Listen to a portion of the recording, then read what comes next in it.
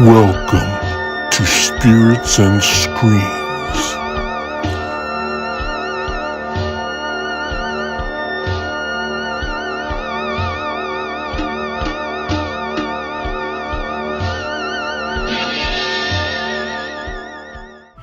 Hey guys, welcome to Spirits and Screams. I'm your host Karen, and tonight on the show we're going to take a look at some of my favorite demonic possession films that I think would be perfect for this spooky season. So turn out the lights and let's get started.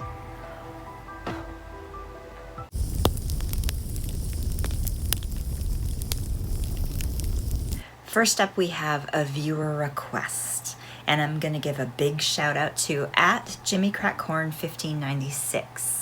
He suggested I check out Superstition from 1982.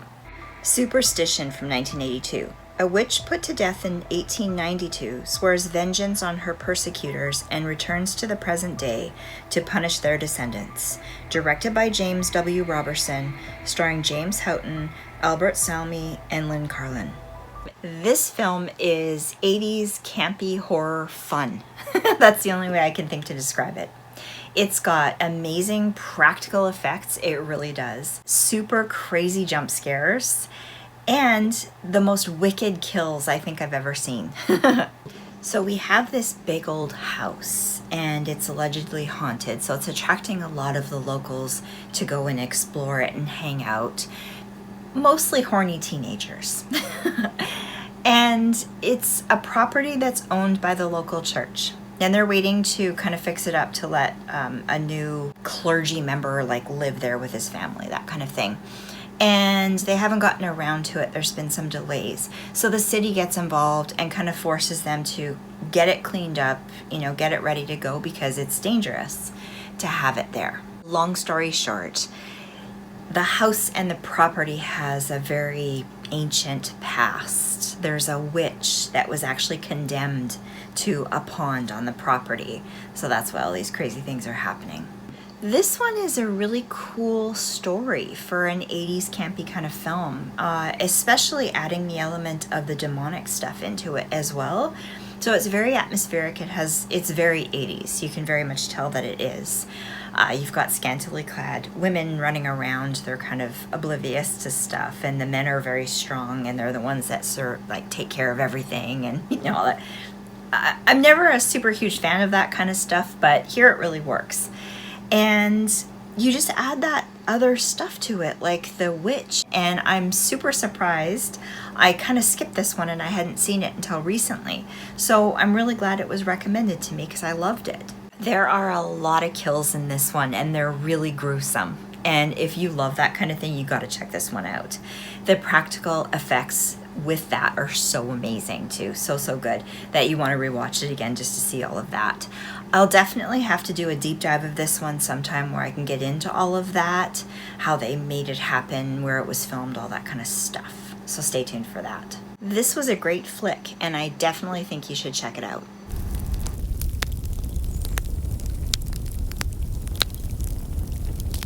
Next up we have, I think, one of the best films I have seen in a very, very long time. And it's called The Eighth Night from 2023. I really love this one, I gotta say. The Eighth Night from 2023. With prayer beads in one hand and an axe in the other, a monk hunts down a millennia-old spirit that's possessing humans and unleashing hell on earth. Directed by Kim Tae-hyung, starring Lee Sung-min and Park Hae-jun. So this one's a Korean film. It's on Netflix. It's dubbed, and I absolutely thoroughly enjoyed this one. It's a gem, in my opinion, and I highly recommend that you check it out. I was really surprised because I'd read about it, and I thought, okay, I'll check it out for the heck of it just to add to this compilation. And I was captivated. I did not want this movie to end. I just loved it so much. I love foreign films, so much. This one's really, really special, and real surprise to me. In this one, we have an ancient relic that's buried in the desert. People dig it up, shouldn't have. It unleashes demons that are trying to bring hell to earth.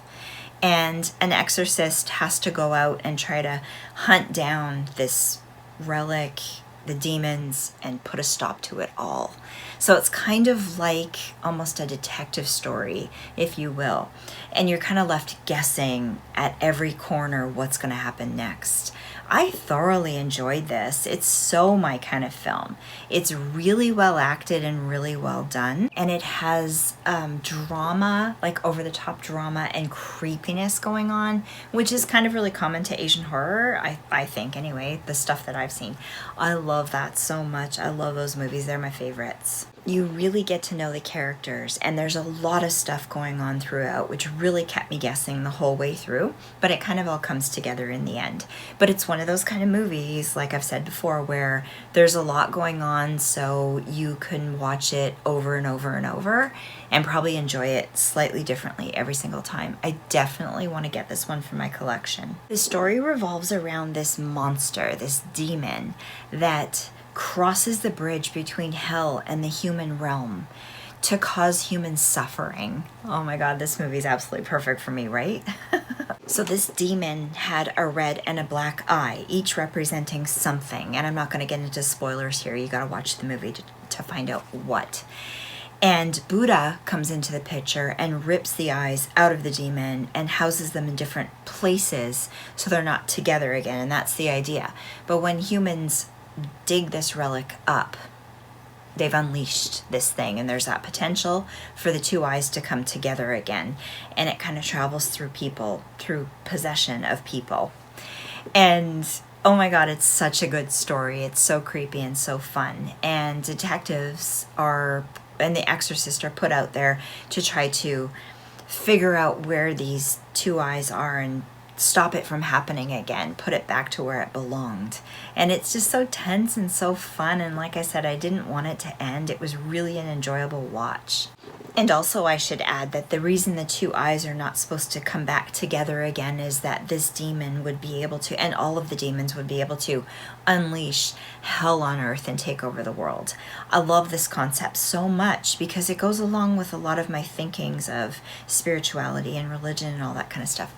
I just think it's really, really cool how they took those concepts and ideas and created this film from it. Really amazing. So the story just has a lot of reveals and twists in it to keep you on your toes guessing, and I just loved it. It's such a unique version of a demonic possession film, in my opinion, and if you're into that kind of thing and you want to see something different, definitely check this one out. And as with many Korean horror films, they're very atmospheric and creepy, and this one absolutely is that.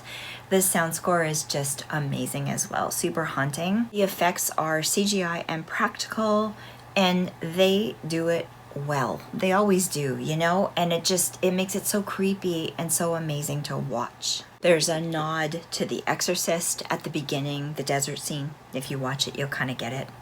And I loved that. I thought that was really fun. It's just such a good film. I have nothing bad to say about it. I really, really, really enjoyed it. And I hope you guys get to check it out and let me know what you think.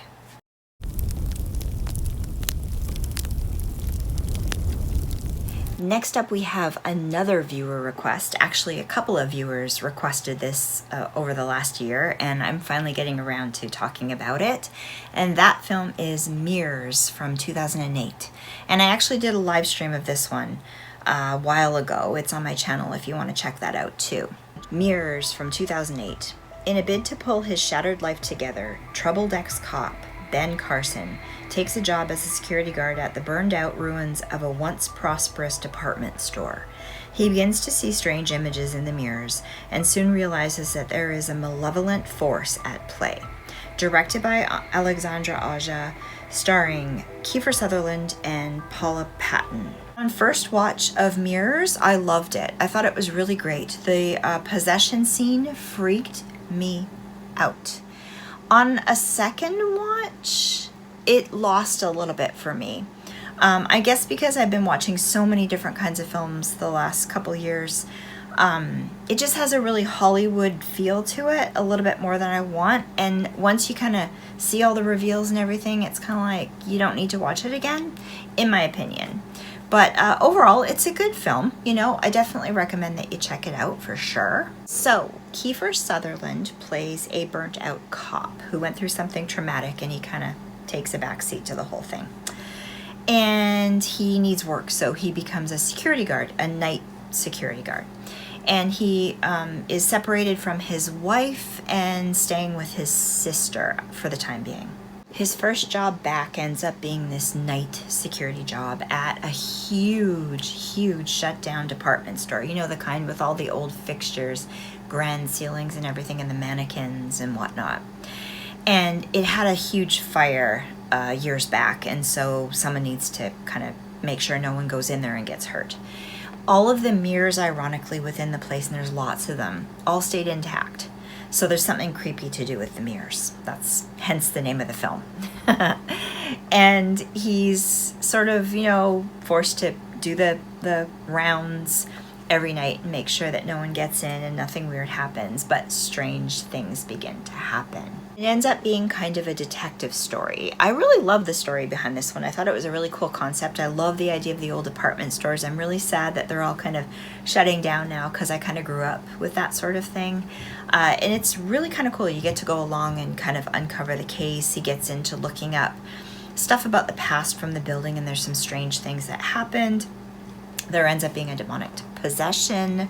It's very plot twisty at the end, and so it's not really what you expect, and it's pretty creepy. You know, the first time I watched it, I was like blown away. I watched it more recently again, and I was like, okay, I think once you kind of see what's happening, figure out what's going on in the end, it kind of loses a little bit of something. But it's still a fun watch. I'd still recommend that you check it out for sure. The visuals are really stunning in this movie, but they do that very typical Hollywood thing where they're playing dramatic music throughout the entire film. I hate that. Draws me out. It just doesn't seem very creative. It doesn't get me more pumped up and in the mood. I don't like it. But yeah, small criticism, I guess. And Kiefer Sutherland plays the perfect Kiefer Sutherland, you know, detective, as he usually does. The acting's really good. Yeah, it's gets you right in there, and it's kind of fun. It's a different sort of take on possession film, I guess, in a way. So I thought it was good for this list. And I am going to add one thing. There is a really gory, creepy scene in this film. When you know, you know. I'm not going to give away the details of it. You got to watch it to see it, but wow, it's well done. So overall, I enjoyed it. Check it out.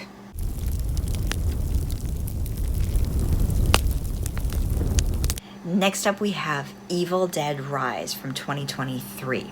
I got to see this one in the theater, and I was so amped up to go see it, waited for months to go see it, and it did not disappoint. I loved this movie. Evil Dead Rise from 2023. A reunion between two estranged sisters gets cut short by the rise of flesh-possessing demons, thrusting them into a primal battle for survival as they face the most nightmarish version of family imaginable. Directed by Lee Cronin, starring Alyssa Sutherland and Lily Sullivan. I loved everything about this film. I own it in my collection too.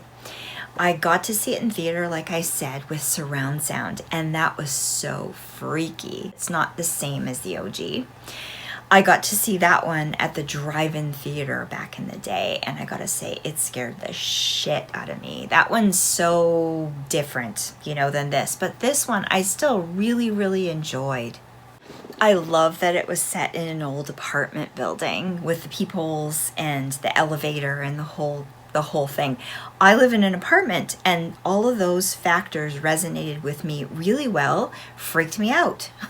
We got to know the characters really quickly, and the fact that they were locked up in this apartment building with kind of no way out really made it so tense and so good. Alyssa Sutherland as the possessed mom is so creepy. She's so good at that role. I think if I ever met her, I'd be scared of her. And the infamous cheese grater scene. Oh my God. I don't know if you've ever cut yourself on the finger with a cheese grater, even the tiniest little cut. It's something you don't forget, you know? So seeing that, oh my God, chills up my shins and back. can't can't handle that one, but so clever for someone to put those things together. So clever. The score in this one's so incredible. And when they find the book and they start reading the book and summoning up the demons and stuff, so creepy, so amazing, so iconic. The opening credits for this one as well, phenomenal, blew me out of the water, so to speak. And I just loved it. It was really inspiring. I love the opening credits of movies. That, honestly, sometimes, I've said this before, makes or breaks a film for me. I love when those are really creative, when they really fit, they really think about what they're doing. Must be the artist in me, maybe, I don't know. They really think about what will work to suit the film.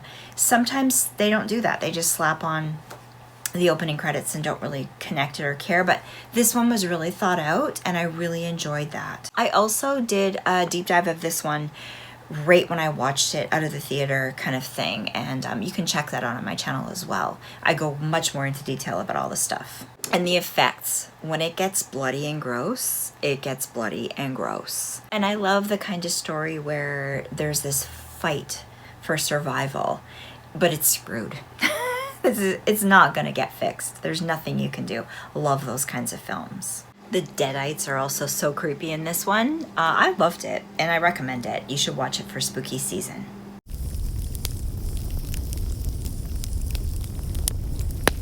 Next up we have The Possession of Michael King from 2014. This one is completely underrated. I did a watch along of it a few months back, and that's on my channel. You can check that out too.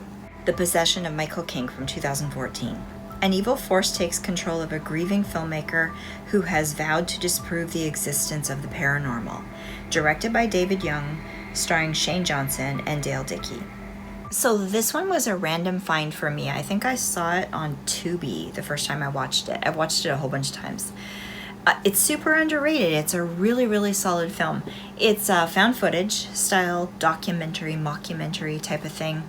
And this guy who is grieving his family, his wife is out to sort of disprove the paranormal because there was some stuff that she was involved in, and it's a bit slow at the start, but then when you get into it, it's just so good. It's a really clever story, centered around the demonic and possession and all that kind of stuff. I really enjoyed it. So the documentary filmmaker is named Michael King, and he sets out with a film person to meet up with different people connected to the paranormal. And he doesn't believe in God, he doesn't believe in the devil, and he doesn't believe in anything supernatural or paranormal at all. He sets out to interview people, to explore places, to see what he can come up with. And he's sort of doing this ever since his wife passed away. And he's been grieving that loss. And because he doesn't believe in any of that stuff, he really pushes the limits to a dangerous level of the stuff that he's trying to explore and investigate. And man, the thing becomes so terrifying because it's kind of believable in a way. And the way they play it out, the way that you're kind of there seeing things through the lens is just so scary. It's so terrifying, so creepy. And it sort of shows you, in a split second, you do something that you shouldn't be doing. Within a split second, everything can change and things can go really downhill. There is a possession scene that's very good, and it's such a sad story, but it's just so clever. I really enjoyed it, and I highly recommend that you check it out.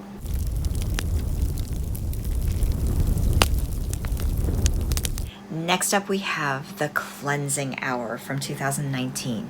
So at the time of when it came out, I fell in love with this movie, and it was a Shudder original, and I got to interview the director, Damien Levesque. I have that interview on my channel. That was a cool chat to have with him, and I own this in my collection, this movie, and absolutely love it. The Cleansing Hour from 2019. Two entrepreneurs stage elaborate fake exorcisms until one of the girlfriends becomes possessed by a demon. Directed by Damien Levesque, starring Ryan Guzman and Kyle Gallner. I love the premise of this film. Right up my alley. There's these two guys. They host a live stream show that's quite big, and they show fake exorcisms, but they make it look like it's real. And of course, they're dabbling in stuff they shouldn't be, and before you know it, somebody actually does get possessed. And it's just this crazy explosion of bad stuff that happens all at once. Oh my God, this movie, so up my alley, so amazingly perfect. I'm so grateful that I reached out to the director and he actually chatted with me about it, because that was fun too. Yeah, this, oh my goodness, I have this in my collection. Love it. Watch it over and over, especially spooky season. You got to check it out. So one of our main characters is named Father Max, and he's this perfect, sexy priest on this broadcast. He's played by Ryan Guzman, does an excellent job. He's not a priest, but he, that gets a little bit twisty. You have to, watch the movie and kind of learn what that's all about. But it's such a perfect setup. I love how they set the stage for this thing. The set that is just housing these exorcisms, is just so well done. They have they're even showing the viewer counts and the comments and stuff on the screen. It's having done live streams and being part of the YouTube community, the horror community. It just was such a cool thing to watch. I thought it was so clever for that reason. Kyle Gallner plays Drew, and he's the best friend of Father Max, and he's the producer of this show, helping him book the guests and put everything all together. And everyone's kind of in on it and they're acting, but it's just so well done and such a huge stage performance that you really fall into it and think it's real, but you do learn that it's not real and that they're just doing this for clicks and views and money. So Drew's girlfriend Lane, who's played by Alex Angelis, she's a great actress too. They have a guest, and something happens, the guest falls through, so they need someone really quick because this show's got to go on. It's a live show, right? So he's this is going to be really bad, and it's going to break up our friendship, and everything's going to go downhill. I need to book a guest. You need to do this. So he convinces his girlfriend into being the guest, and basically says you just follow the prompts and go with the flow, and Max will lead the whole thing. So she kind of unwillingly agrees to do it, but she decides she'll do it, and she starts out doing a really, really good job of it. But anyway, there is an actual possession that happens, and it just gets really creepy and really violent and very scary. The practical effects and the score is stunning. They're so amazing, and I got to talk to Damien about all of that stuff too, so that was really fun. I loved this film, and I really recommend that you check it out.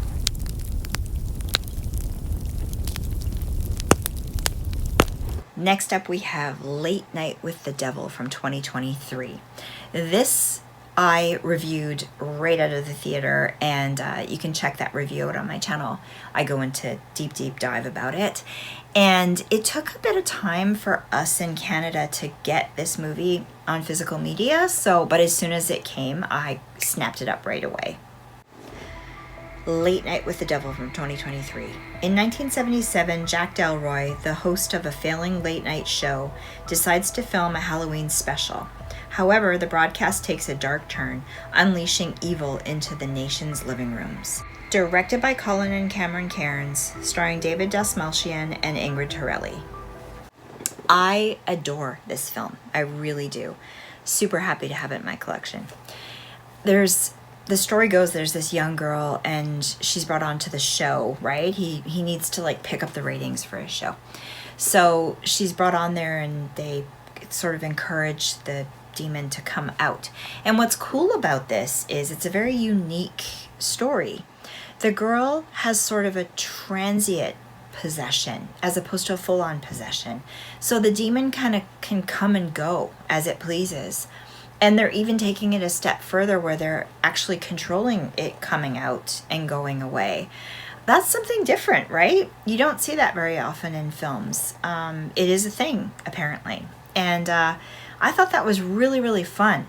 Really creepy as heck. Oh my goodness. And the story, the way it's kind of got that 70s talk show feel to it, late night show, something I grew up with. Johnny Carson, Jay Leno, the whole thing. That was my thing all the time, watching late night TV, getting off work and watching late night TV shows. I really enjoyed that. I thought they hit it bang on with how they, the set, the design, the costuming, the look, the feel, all of it was so well done, as though you were a guest in the audience, Something I always wished I could have done was flown to LA and been part of, or New York, and been part of one of these audiences. I thought that would be so fun. So you're kind of seeing it from that perspective and kind of behind the scenes as well. Very unique, very different. Check out my deep dive review, because I really had a fun time making that one. And I talk way more about all this stuff. David Dastmalchian playing Jack Delroy, the host of the show. So amazing and good. He just hit it right on the nail, so good, like so believable as a 70s or 80s talk show, late night talk show host. Did it really, really well.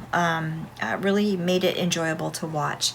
And Christo, the psychic that's in this movie, really good too. So creepy and really tugs at your heartstrings. And even Lily, the young girl who's playing the possessed girl, did such a phenomenal job.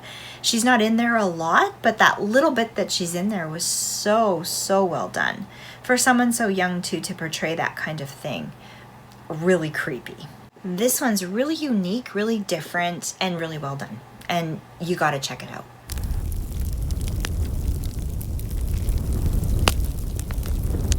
Next up we have Prince of Darkness from 1987. This one is a classic horror film. Prince of Darkness from 1987. A priest finds another worldly vial filled with green liquid.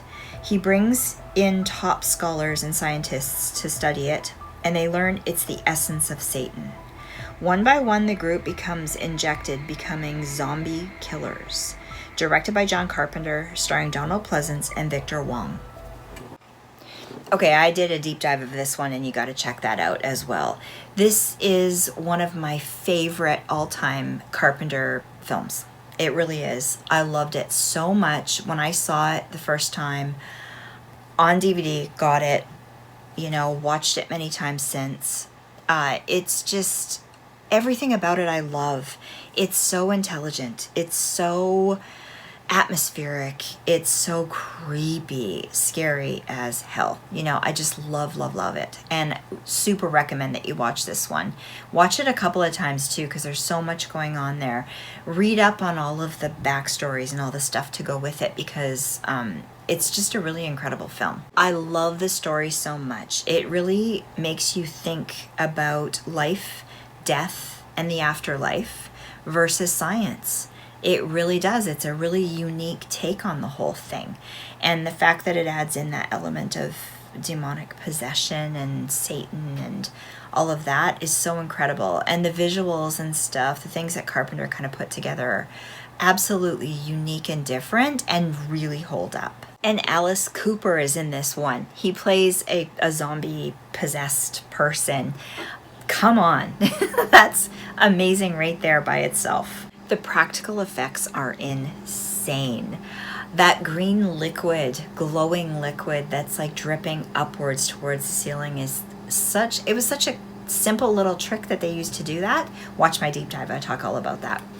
And it's so effective and so amazing. I love that color too, and the darkness. It's just, well, look at my set. Look at my set going on, green glow. And there's also a scene with a woman that's pregnant and she's possessed, and it's so freaking scary. And the way the sort of demon is transferred from host to host to host is pretty scary too. Very different, really different. And the things that they do with the mirrors is very unique as well. It's very different. Again, I talk about that in my deep dive review. I really enjoyed that. just like the movie Mirrors that I talked about, they did some unique things with that as well. This one's a bit different, and I really liked it too. This set being in this old church that's big with a basement and everything, they're trapped in there. It just makes it so atmospheric and creepy. I think I'm seeing a trend here. I think I like those kinds of films where they're trapped in a room or trapped in a space and they can't get out. They're fighting for their lives. I really enjoy that. You guys, this one is a classic film, and I highly recommend that you check it out if you have not already.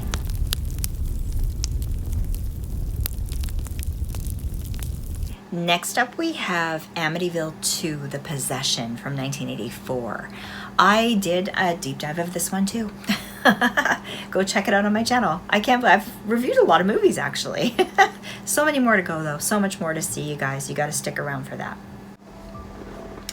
Amityville 2: The Possession from 1984. Soon after, the Montelli family buys a house in the Long Island suburb of Amityville.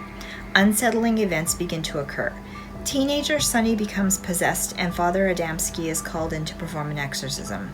Directed by Damiano Damiani, starring Burt Young and Jack Magner.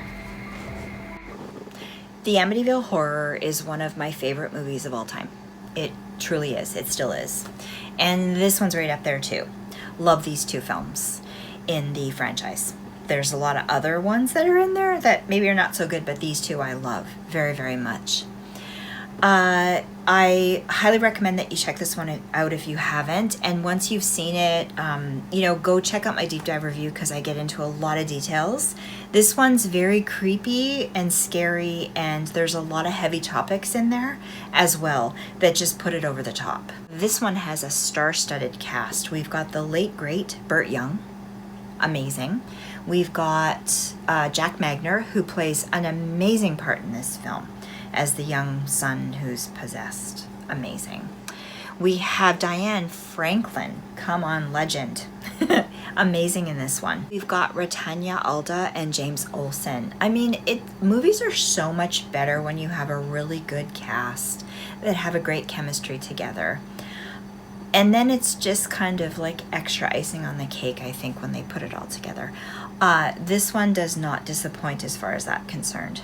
So this one kind of takes us back in time to before the first film, with the original story of how the house became haunted and all of that. They take a lot of liberties with it, of course. They make some changes and tweaks. The names are changed as well, because for legal reasons. But it's really well done when you look at the story behind the Amityville Horror House. And I really enjoyed it. It's creepy. It's kind of fitting with the original film, but it's got a different flavor to it as well. So good. I have it in my collection. It's one that I definitely watch again every spooky season because it's just perfect, I think. So in this movie, we have the family that's moved into this old house, the Amityville Horror House. And there's something dark in the house that ends up possessing the eldest son. And his name is Sonny, played by Jack Magner. And there's a scene where a lot of weird stuff has been building up and happening to that point. But then there's a scene on an evening when he officially becomes possessed. And that scene is so scary to me. It flashes me back to being a kid. With my parents gone away for the weekend, my dad would go on these church retreats for meditation and stuff about him being a deacon and that kind of thing. They'd go away and I'd be home alone as a teenager, perfectly safe and fine, big house, locked doors, whatnot. We had a dog. I let my dog sleep with me in bed. She wasn't allowed to, but I would let her anyways because I was so scared. I'd always have these ideas and thoughts go through my head late at night. This scene so flashes me back to then. And if I had watched this like back then, I don't think I would have been able to stay home alone at all.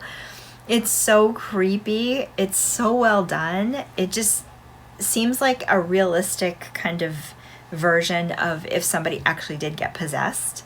So scary how the demon he can hear sounds and he's kind of creeped out, but he's not sure. And like the demon invisible force pouncing down on his chest and his stomach and chest caving in.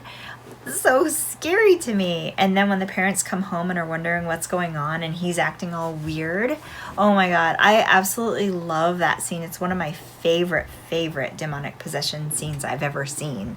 The practical effects in this one are so good too. The change in his face when he's possessed is so scary, and him kind of reasoning with the priest, just that whole thing just seems so creepy to me and so realistic now that I like think back on it and know what I know now. So terrifying. And a young Diane Franklin playing the sister Patricia, all the stuff that she had to go through with this film because it's very controversial. And she actually, I talk about this in my deep dive, she did an amazing performance. And there was a point where they wanted her to do full frontal nudity and she refused. And for back then, wow. I mean, what a statement to make. And she kept going on and having a career after that too. So amazing. So wrong that it was like that back then. But it was, you know. So for her to take a stand like that, and they worked it out, you know. They didn't just get rid of her. They figured out a way to film it in a way that she was covered up and it looked believable. And it just goes to show you that don't always need all that kind of stuff to make things work. You know, sometimes things don't have to go that far. So kudos to her.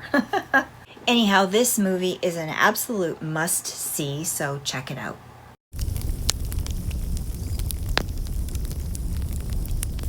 Last up, we have The Conjuring from 2013.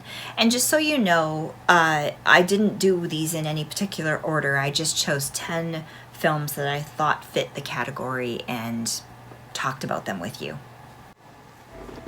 The Conjuring from 2013. Paranormal investigators Ed and Lorraine Warren work to help a family terrorized by a dark presence in their farmhouse. Directed by James Wan, starring Vera Farmiga and Patrick Wilson. So I'll be doing a compilation video of the 4 Conjuring movies soon. I'm really interested in doing that as I just recently got to see The Conjuring Last Rites in the theater and loved it. So I'll be doing that. But I wanted to include this one in this grouping because the demonic possession scene in this movie was so scary to me. So scary. Vera Farmiga and Patrick Wilson are playing the famous Ed and Lorraine Warren, demonologist and psychic duo. And they do such a great job in this one. I love all the stories from the Warrens that have been made into films. I really love all of them. I'm starting slowly to work through some of the books that are out there. There are so many books written about this stuff. So many books from back in the day too that I got to get through, but really creepy stories, you know. And for me, having grew up back in the 70s and kind of gone through it, it's interesting to put things together in perspective. Anyway, let's talk about The Conjuring. This one is based on the Perron family haunting, and they've taken a lot of liberties here and made a lot of changes and whatnot, but the whole story is fascinating. Must have been incredible growing up in this house. The acting is really good in this one, and Carolyn Perron is the lead character that we're focused on, the mom of the household. She's played by Lily Taylor, and oh my god, she's an amazing actress. Amazing. Love her. To me, this possession scene is second to The Exorcist with Reagan. In my opinion, it scares me so much. I've watched it enough times now that I can kind of watch it and it's okay. But the first maybe 3 or 4 times that I watched this movie, it took me a lot to gear up to rewatch the possession part. It just scared me so much. Again, being in a house, regular people, something bad happening like that, that person transforming into something creepy, you don't know what's around the corner. And then the scary voice comes out and the facial contortion and all of that. It's just so terrifying to me. So scary. Anyhow, I absolutely love this film. It's great for spooky season. If you haven't watched it already, definitely check it out. Well, this was a lot of fun to put together for you guys. I hope you enjoyed it. Definitely check out all my deep dives of the films that I have reviewed. They're in my list, on my channel. Check them out. Let me know what you think. Like, comment, subscribe, all that jazz.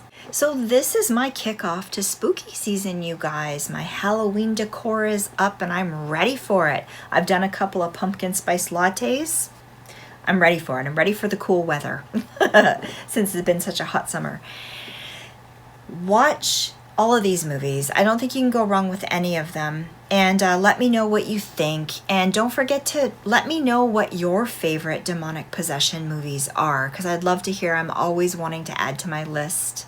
And let's chat about it. Come on, drop your long comments below, because I love to chat.